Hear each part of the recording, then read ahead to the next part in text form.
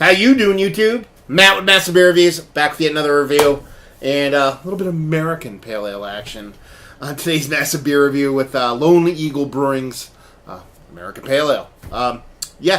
Lone Eagle. Never heard of him before. Was traveling back from Washington's Crossing, their whole place where Washington crossed Delaware, and to kind of beat up on the Hessians, I think it was, and went there for a pre-Memorial Day thing on the Sunday before Memorial Day, and kind of GPS some local breweries. This was on there. The only one that was really open, and popped in, and lo and behold, they had cans. When they have cans, I take them and I review them. So let's dive in and see what she's got. As far as what it says on the can itself, it says Lone Eagle Brewing American Pale Ale, 1 pint, 5.3% alcohol by volume. They're in Flemington, New Jersey.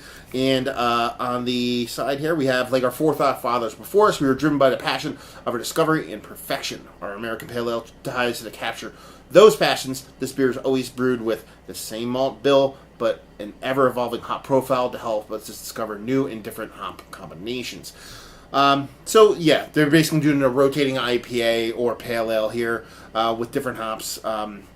Doesn't say on here what kind of hops they are. They probably had it in-house, but written in-house. So if you want to look it up, this is, like I said, tomorrow's Memorial Day, so I think it's the 31st, I believe.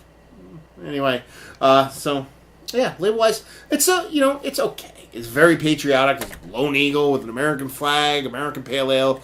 It's screaming America. That doesn't suck, especially on Memorial Day. I like living here. This place is pretty cool.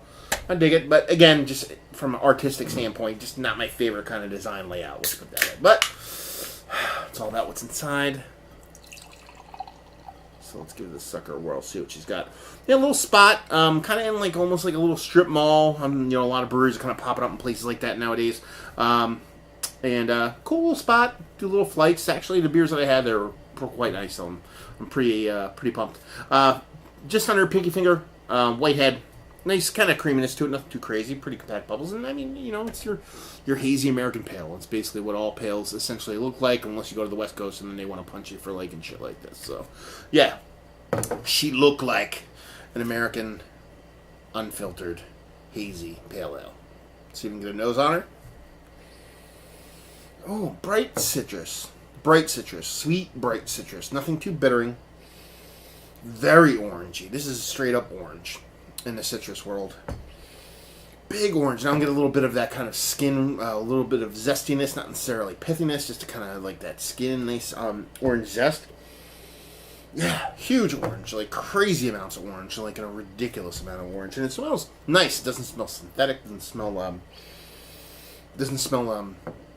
faked. It smells very bright, fresh, and pretty damn fucking impactful, and that's pretty much all I'm getting. I'm getting a little bit, maybe kind of sweet maltiness in there, but nothing too huge, and just that orange just pops like crazy. So, yeah, I want to dive in this sucker, see what she's got. Cheers.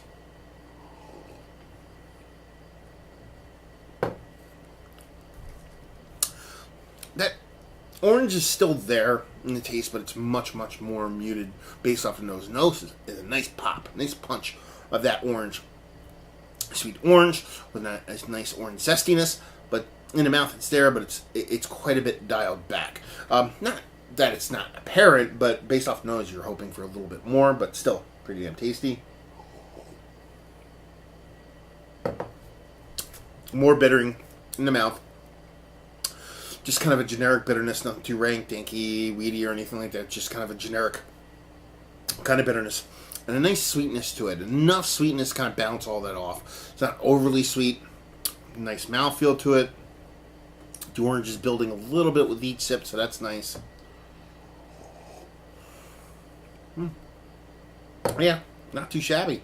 For a brewery never heard of before, just grabbing a 4-pack and seeing what's what. I'm not gonna lie, that's pretty damn tasty stuff. It would not suck if this place was down the street from my house, let's put it that way. So let's talk about it. It's one of the better American Pale Ales I've had as of late. Very close to being in there, but it's just on the outside looking in, only because I've had ones that have really just kind of blew me away. But this one's pretty damn nice.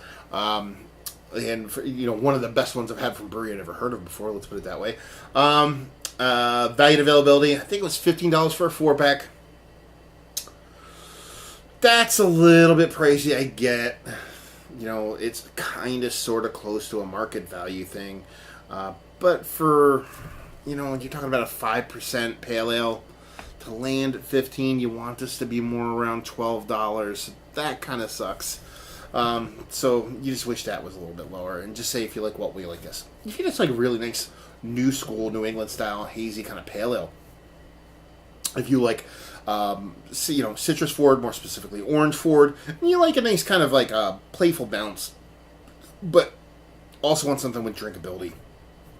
Talking about huge, beautiful nose, nice, decent flavor impact in the beer itself, but at a 5.3% alcohol by volume, it's definitely something you drink a few of, and that's a good thing. But keep in mind, too, like I said, it says on the can it's a rotational hop beer, so this could change, so take this one for what it is. You know, if, like I said, you look around Memorial Day, 2017, that's their hop profile they're using. They don't have a date on the can either, so I couldn't tell you when it's from, but it tastes pretty fresh. And it came from the brewery, so, you know, hopefully they wouldn't be selling old beer.